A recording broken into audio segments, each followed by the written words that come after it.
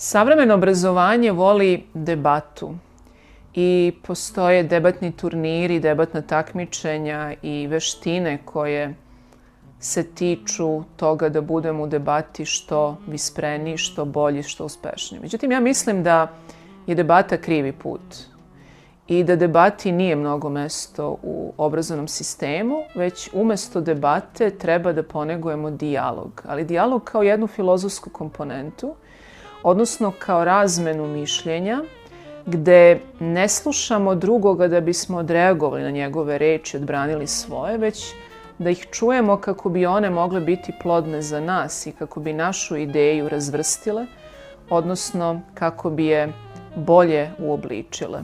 Dakle, u narcističkoj kulturi koja je danas naša kultura 21. veka, bila je ona iz 20. veka, debata je bila zgodan način da se narcisoidnost ličnosti samo pojača. Međutim, ukoliko želimo da narcizma bude manje ili makar da se izborimo sa samozaljubljivošću, onda bi trebalo da uvrstimo dijalog u metodiku u obrazovnom sistemu, zato što dijalog poziva drugog čoveka da preispita svoj sud, a ne da svoj sud po svaku cenu odbrani.